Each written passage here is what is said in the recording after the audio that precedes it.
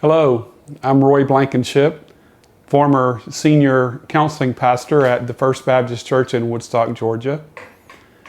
Also the CEO of the HopeQuest Ministry Group, which I founded and led up until 2019, when I decided to move away from evangelical-based ministries and do a clinical practice in mental health work. How did you get involved in these groups in the first place? Well, it started with, as I reflect on it, it was a quest on my part to try and fulfill or find meaning in the Christian heritage that I was born into. My mother was the daughter of a Baptist, primitive Baptist, free will Baptist, independent Baptist, rural setting pastor.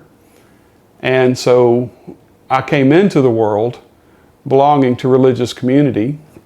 My mother kept me in that. I think I went to 4 vacation Bible schools every year, always involved in Sunday school and church. And so I grew up with the idea that one is supposed to be saved, one is supposed to have a relationship with Jesus, and that's the most important thing. So as I got older, as many I think maybe have experienced, there's disappointments, there's disillusionments, there's, is this really what I think it is kind of moments in life? And I wrestled with that all the way up until I was really in my mid-30s. And that wrestling culminated in me leaving a very good job as a computer software engineer. I made very good money, was very happy. But I felt that I had to go into Christian ministry work to pursue the answers that I had about life. And so, making a long story short there, I left that world and went to work with Pastor Johnny Hunt at First Baptist Church in Woodstock. And that's where that ministry career started. Well, if you think, here I am all of a sudden, a guy that's been struggling with homosexual tendencies, is what I would call it. Because in my world growing up, there was nowhere to express that, to explore it. You certainly would never talk to anybody about it. So there was these tendencies, I would call it, to be interested in that, but try and suppress it. Well, you're growing up in the church, and you're told that you pray, read your Bible, get saved, mature in Christ, and these things go away. So it was a large church. The church I always grew up in, my grandfather's church, was maybe 30 members. The First Baptist Church in Columbiana, where most of my years were, in adolescence and forward, maybe 150. And First Baptist Woodstock, when I joined the staff there, was 9,000. And the pastor was charismatic. And charismatic means godly. Charismatic means, the Spirit of God must be there because he's got energy and he's excited about, what he's preaching about. And wow, he's got new insights from the Bible that I've never seen before. So that must be God. And so all of a sudden, here I am in this place where I can explore finding out how to find the change in me that would help me to conform to what Christianity had taught me my whole life I'm supposed to be. All right, so where'd you grow up? When we moved to Columbiana, Alabama, I was 13 years old and I was in the 7th grade. At that point in life, we had moved 14 different times. My dad was very unstable. We moved around all over the place. But when we moved to Columbiana, my mother put her foot down and we didn't move again until I left high school and went to college. So it must have been tough to realize you were gay and in Alabama, and it's a religious family that went to church. What was that like? Describe what was it like for you at that moment when you kind of came to realize this? That you're having feelings towards guys? Even before then, I remember as early as when I was 10 years old, I was aware. Now, of course, I wouldn't call it gay then. I didn't have that maturity to see what it was. I just knew I was very interested in boys my age. And I had a good friend then, and we experimented with things. And I was just 10 and maybe close to 11 years old. So I wouldn't think of it as different or abnormal. But about that same time, too, was when I heard for the first time that my mother's brother was homosexual. That came to light, and he left his wife and children and went to be with a partner. And well, you can imagine in our conservative Christian family what kind of hush-hush talk there was. Now, it wasn't talked openly because you don't talk openly in these circles that I grew up in. But everybody knew that this was wrong. He shouldn't do it. He's going to go to hell. Oh my God, how did this happen? And so as I became aware of my own inclinations to be interested in boys, it was like, well, this just can't be. Big Daddy says it's wrong. Big Daddy showed me in the Bible where it's wrong. Uncle Paul's doing it and the whole family's against him. It must be wrong. And so you grow up with the idea that it's wrong, you just don't do it. And then you're in church where the people that know absolutely nothing about it, either their own repressed issues or they're just ignorant because they don't have any experience in it, but they sit up there in the pulpit and tell you what you should and shouldn't be, how you should and shouldn't behave. Okay, I accept that. But how I should and shouldn't feel? No, let's stop there. But that's what it was like. And so you grow up into an adolescent self with the idea, well, whatever, I know what it is, but it can't be. So there's this inner conflict very early in life that is unresolvable because of the rural, religious, conservative, strict, and very rigid environment that I grew up in. Well, I remember being 13, going on 14, and having a set of friends in high school and being connected with them. They were interested in girls and talking about girls, and it was easy at the time just to go along with where they were.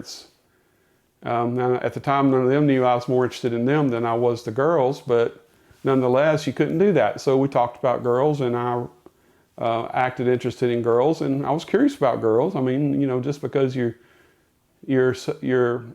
at an adolescent time being attracted sexually towards guys and you don't really understand that, you can also be curious about girls. They were something I was wanting to know about, but it just wasn't the same. But over the years, I guess what you learn to do is to repress, compartmentalize and repress. You have a desire, can't do that. You might fantasize about it, masturbate. You might then feel really guilty, can't do that, repress. And so as I got older and went through college, I had a real religious conflict inside about what I wanted to do and what I couldn't do. And then again, I had no experience in how to explore it, how to talk about it, who to ask about it. It was all just buried inside. Well, how do you go out and find someone that's gay or somebody that's interested in guys and experiment and explore when you have no experience with that ever? And how do you find them?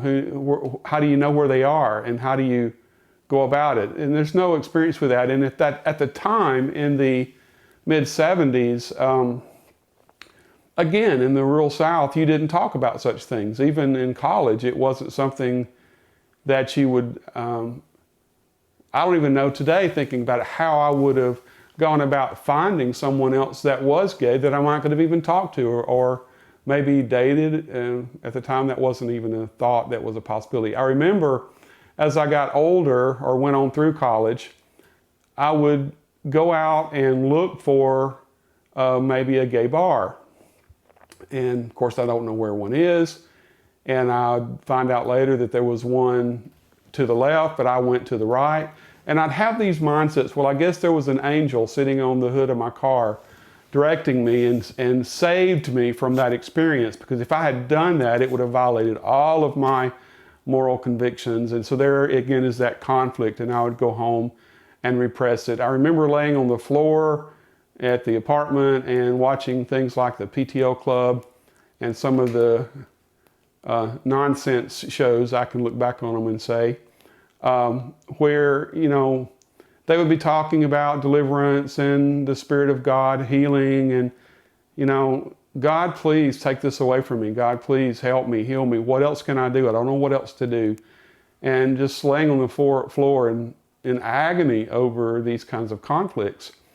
And then, of course, the next morning you can wake up and sort of go back to class and study and get your mind away from it. So again, we're back to repression. Ignore it. It's all the answer. That was the only answer there was. So after I graduated from college, I had come to know Nancy as a friend, and we grew together as friends during that period. I guess I was about 22, just turning 22 years old at the time. And she really became one of my best friends. And we met in Sunday school at the First Baptist Church of Columbiana. Jessie Mae Jones was our Sunday school teacher, and it was her idea that we get together and talk. So we did, and she became a best friend. And when we had been together as friends for like 3 years, I decided, well, you know, I should just marry her because she's my best friend. I like hanging out with her. I love her, and that seemed like the solution. And so that's what we did. Looking back on it today, I can tell you that I did love her, and we were married for 35 years, and I was faithful to her that whole time. I honored my commitment to her and my promises to her. But today I can look back and say, although we loved each other, we were not in love. And it was when I was in my late 50s now that I finally came to that realization, which is so sad. I love what we had together. It was a good life, but it wasn't the kind of romantic and in love kind of relationship that you can have in marriage. And so there's a great loss there for me, and I would suspect for her as well. At the time, we came to call it the unwanted same-sex attraction, which seemed to really be the fitting phrase back in those days. We could not want our sexual attractions and therefore control our sexual selves and pray that God would help us be mature disciples of Christ and learn to behave in a way that was congruent with the morals Christ would support and the morals that the evangelical community said Christ would support.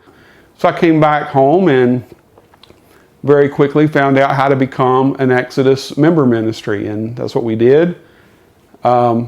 And over the course of time, First Baptist became an Exodus Safe Church. That was a new concept that came out too. But it was in that process that I got my first glimmer of hope. Well, this is the way out. This is the way to get fixed. This is the kind of religious practice. This is the way you interact with Christ and find healing. These are the tools. These are the paths you walk. And so that's what I did. And over the course of time, I got involved in the board of directors with Exodus International North America, which was very eye-opening for me, because through the conferences and through the board interaction, I became very much more exposed to other ministries, not just my own.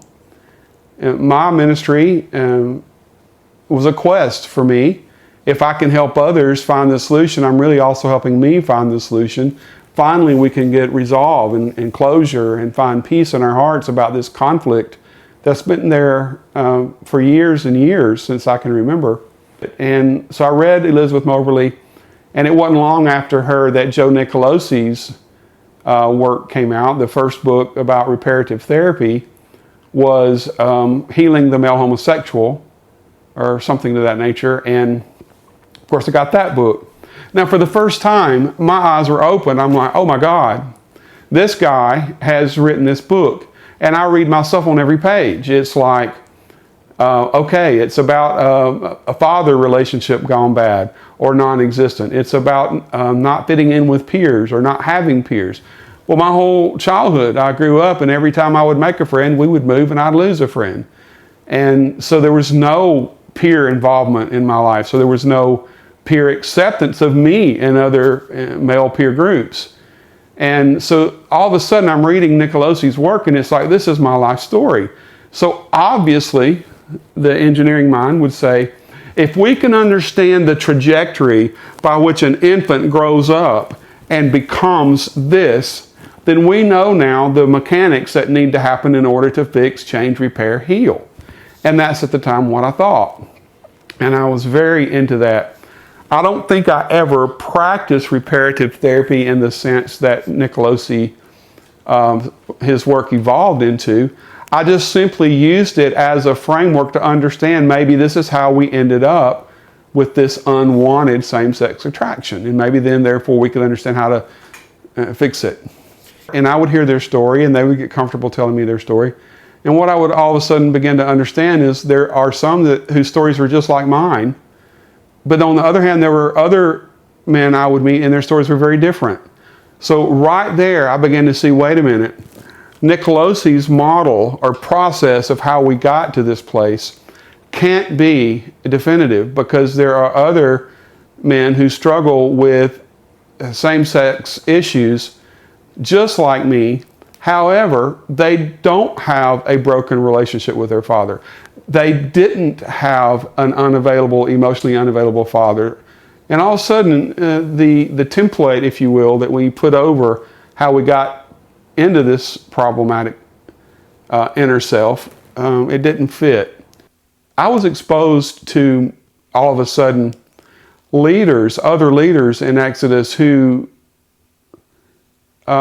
promoted change, said they had changed, but had not changed.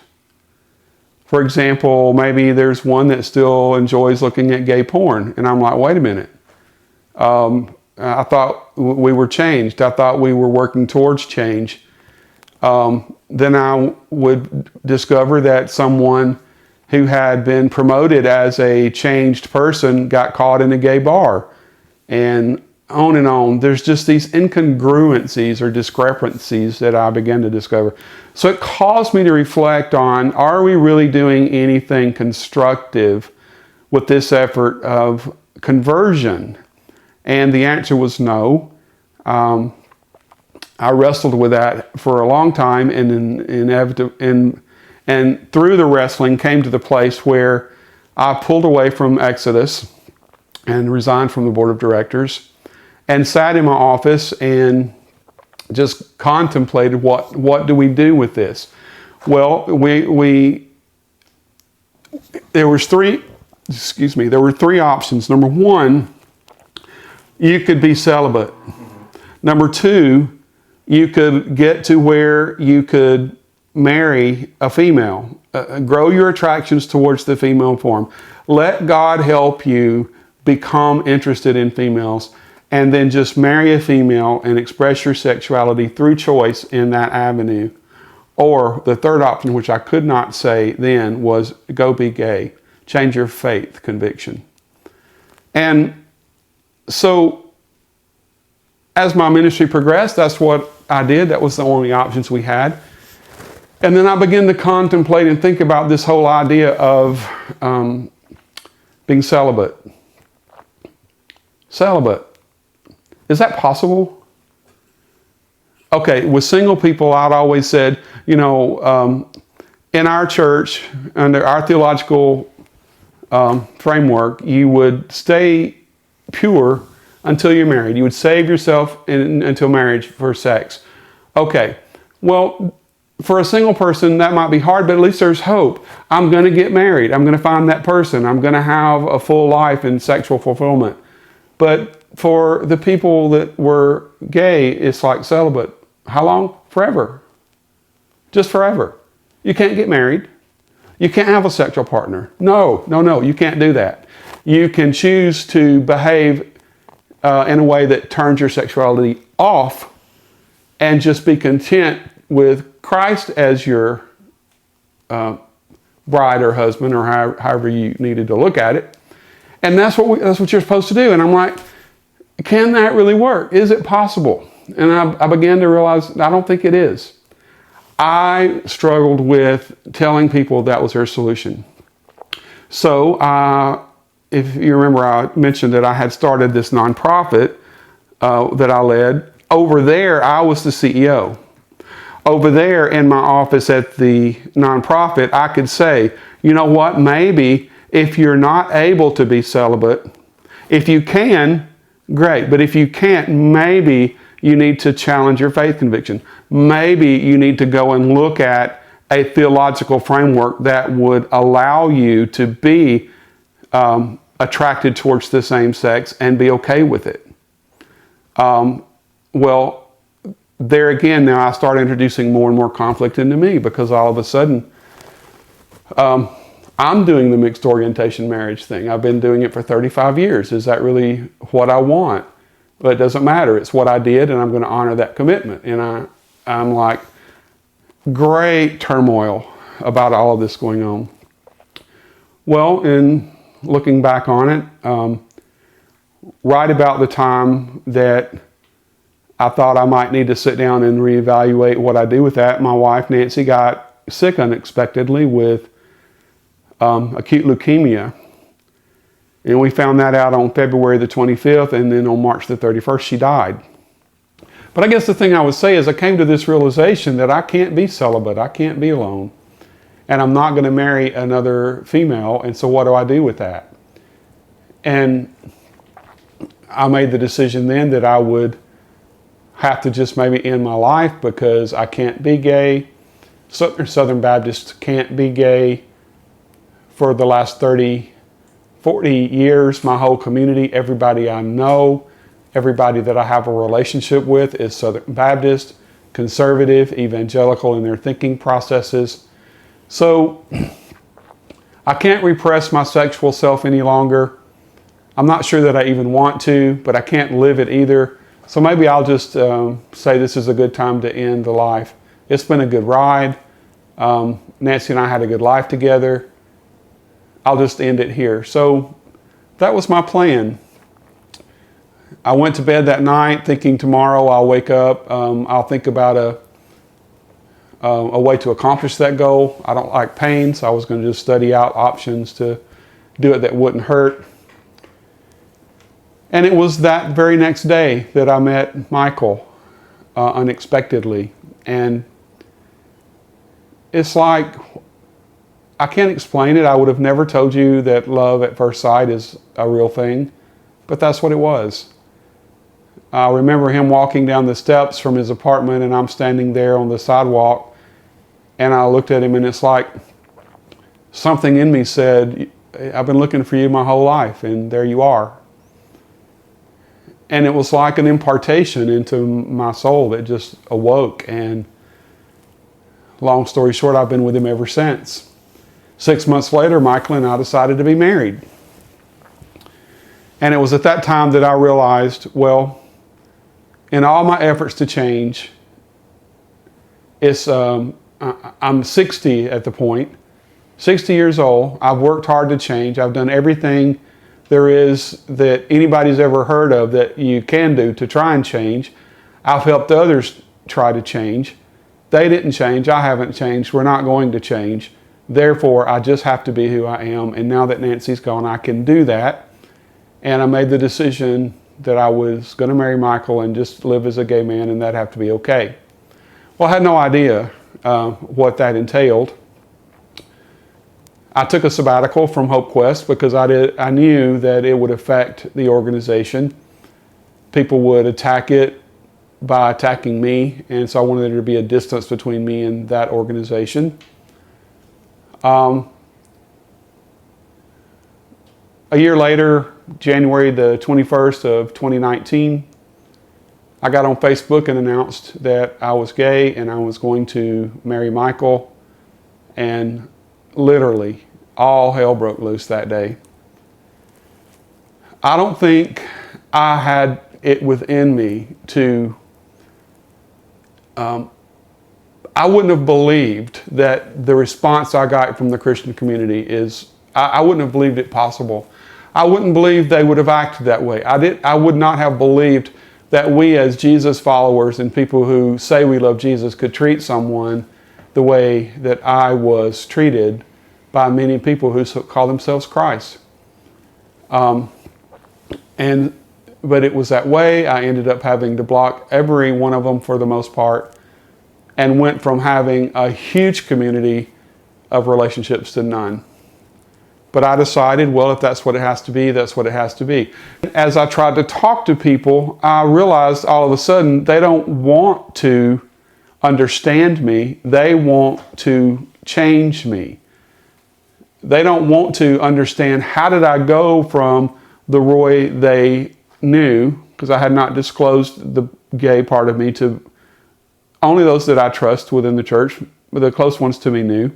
But they didn't want to understand that. They wanted to change me. And I realized all of a sudden they can't be my friends, because every time one of them would come around, I'd be trying to defend myself, and there'd be these arguments and debates, and I'm always feeling judged and criticized and condemned and shamed. And so eventually I had to just terminate all those relationships. It was devastating. It was, I thought you loved me. I thought we had a relationship. I thought you cared about me. I've known you for 30 years, and where'd you go? Many just disappeared. Many attacked me with their Bibles. Some I had to just push away because they wouldn't stop trying to force me into their mold of how I should behave and live. So it was a very lonely time, and since then I've come to realize that Michael and I are enough. We have to just develop a new community, and that's sort of what I've done since that point. Okay, perfect. For those of you that might be interested, I want you to know that from the depths of my heart, after 63 years of being a Christian, I believe that God Himself sent Michael Hill to rescue me from ending my life prematurely. Before I met Michael, I thought I was in love and knew about love. Through meeting him, I learned that I only knew what it was like to love someone. I knew nothing about what it's like to be in love with someone. I'm happier now with Michael Hill than I have ever been in all of my years. I'm happier now without my conservative evangelical fundamental friends than I've ever been in my whole life. I want people to know that you can't necessarily be happy if you live under the constraints of some man's interpretation of what God said you should live your life like.